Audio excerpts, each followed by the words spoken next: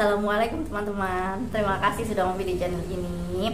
Teman-teman, kali ini saya akan menginfokan beberapa informasi penting terkait banyaknya kendala penyaluran bantuan, baik itu bantuan PKH ataupun bantuan BPNT.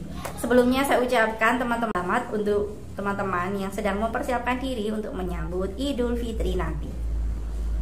Teman-teman, kali ini saya akan menginfokan beberapa kendala penyaluran bantuan, baik itu bantuan PKH ataupun bantuan BPNT, karena masih banyak sekali baik itu di sampingan saya sendiri ataupun teman-teman YouTube yang bertanya kenapa bantuan BPNT ataupun bantuan PKH-nya ini tidak cair atau belum cair seperti itu.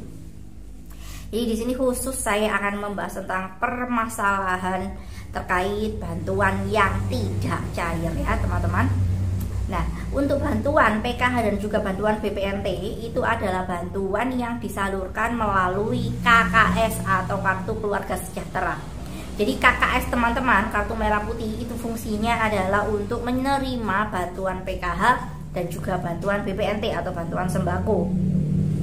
Terkait permasalahan kenapa bantuan tersebut tidak cair, yang pertama adalah karena tidak padan data capil dengan DTKS atau 6NG. Jadi data dari mulai nama, alamat, nomor KTP, nomor KK, nama ibu kandung juga, nama sendiri juga, itu ketika tidak padan data dari kependudukan atau dinas catatan sipil, kemudian dengan data di DTKS atau data terpadu kesejahteraan sosial atau 6NG ini tidak padan, tidak sama. Ini adalah kendala tidak cairnya bantuan sosial tersebut. Terus kemudian yang kedua adalah pengurus ada di 6NG, namun anggota rumah tangganya itu tidak ada di 6NG. Jadi teman-teman, 6NG atau data terpadu kesejahteraan sosial DTKS itu harus berisi dari mulai nama kepala keluarga atau nama suami, terus kemudian nama istri biasanya sebagai pengurus, terus kemudian nama anak-anaknya itu juga harus terdaftar di 6NG atau DTKS. Ketika ada satu saja yang tidak terdaftar di DTKS, maka menjadi penyebab bantuan tidak cair. Misal, teman-teman ini komponen penerima bantuannya adalah anak SD, tapi anak teman-teman itu yang sekolah SD tidak ada di 6NG atau tidak ada di DTKS, maka bantuan untuk anak SD tersebut tidak bisa cair. Seperti itu ya. Jadi pastikan nama Anda, nama suami Anda, atau nama istri Anda, dan nama anak-anak Anda, atau nama lansia misalnya untuk bantuan penerima lansia. Pokoknya dalam satu kartu keluarga itu semuanya sudah masuk di 6NG atau DTKS. Kemudian yang nomor 3 adalah anggota rumah tangganya ada di 6NG, namun pengurusnya tidak ada di 6NG. Ini fatal sekali, karena nama pengurus itu adalah nama yang tertera di kartu ATM merah putih itu loh teman-teman. Jadi di KKS itu kan ada nama yang tertera di situ, entah itu nama suami ataupun nama istri. Itu disebut adalah sebagai pengurus penerima bantuan sosial. Sebagai pengurus penerima bantuan sosial harus terdaftar di DTKS ataupun 6NG seperti itu. Terus kemudian yang nomor 4 adalah pengurus atau kepala keluarga itu terverifikasi dan tervalidasi tidak layak di 6NG, entah itu karena mampukah atau meninggal ataupun pindah domisili. Jadi ketika ada anggota rumah tangga yang di 6NG itu keterangannya tidak layak menerima bansos karena mampu atau karena meninggal atau karena pindah domisili, pindah kota maksudnya, itu adalah penyebab bantuan tidak bisa dicairkan. Seperti itu ya. Terus yang nomor 5 adalah kategori anggota rumah tangga atau kategori ART. Yang biasanya tanya, ART itu apa Mbak? ART itu adalah anggota rumah tangga. Kategori ART padan dengan Dukcapil dan DTKS tapi tidak padan dengan Dapodik. Nah, ini adalah banyaknya kasus yang memiliki komponen anak sekolah baik itu SD, SMP ataupun SMA, bantuannya tidak cair. Jadi bantuan SD, SMP, SMA-nya tidak cair. Ini karena data di Capil dengan data di DTKS itu tidak padan dengan data di Dapodik atau data terpadu kependidikan. Jadi di Dapodik ini itu adalah sumber data untuk pencairan penerima bantuan dengan komponen anak sekolah. Jadi pastikan teman-teman ke petugas Dapodik atau ke guru yang ada di sekolah anak teman-teman itu bahwa anak teman-teman itu sudah terdaftar di Dapodik, sudah masuk di data Dapodiknya, data kependidikannya itu loh sudah masuk. Itu harus dipastikan benar-benar supaya bantuan untuk komponen anak sekolah ini bisa cair seperti itu ya. Terus kemudian yang nomor 6 adalah anggota rumah tangga tidak satu kakak dengan pengurus karena membuat kakak baru, entah itu pindah ke luar wilayah kota atau cerai ataupun mati seperti itu.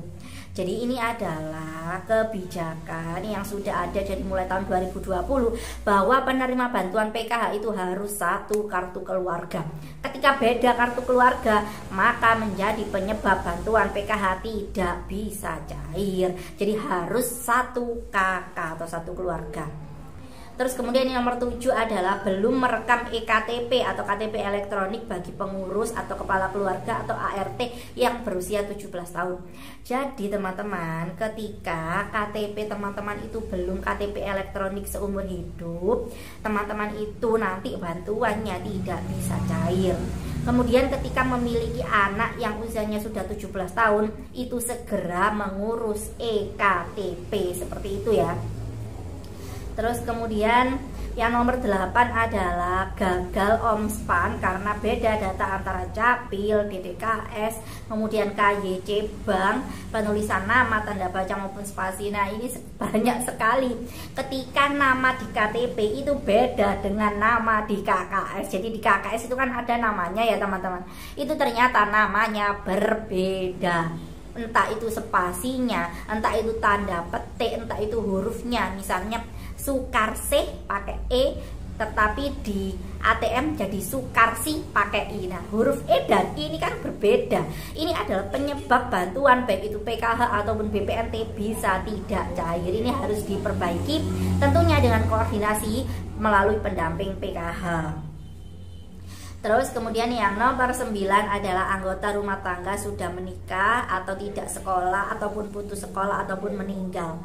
Jadi teman-teman, ketika anggota rumah tangga yang biasanya mendapatkan komponen bantuan PKH itu ketika statusnya sudah lulus, berarti kan bantuan PKH-nya sudah selesai.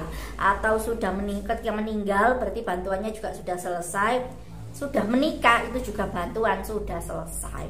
Karena bantuan PKH itu kan komponen anak sekolah harus benar-benar masih sekolah. Terus komponen lansia harus benar-benar masih hidup. Dan komponen balita itu juga harus benar-benar masih hidup seperti itu.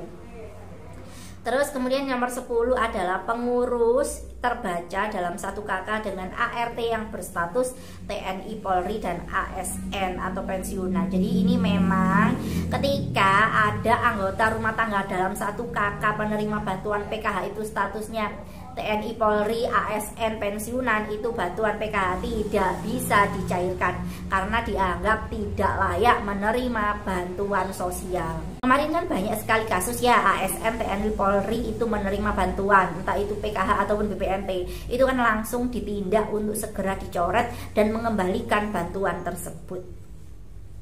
Terus kemudian nomor 11 adalah masuk ke dalam catatan verifikasi dan validasi SAGIS hasil geotagging.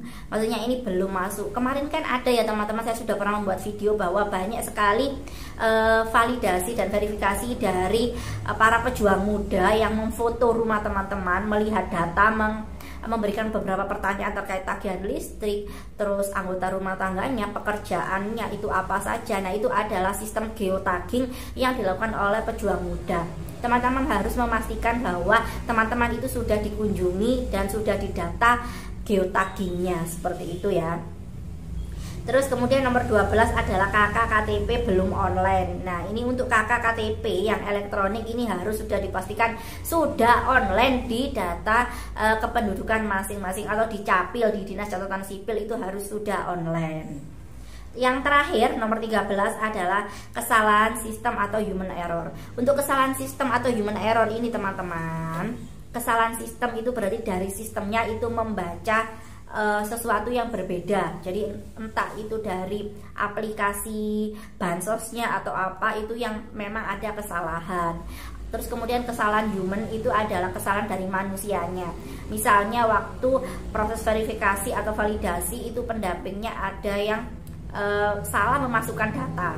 Tapi untuk kesalahan seperti itu bisa diperbaiki.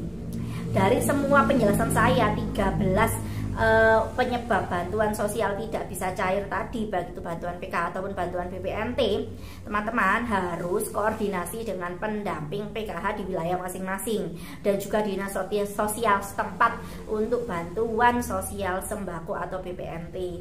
Jadi untuk bantuan PKH itu ke pendamping PKH, untuk bantuan BPNT itu langsung ke dinas sosial saja.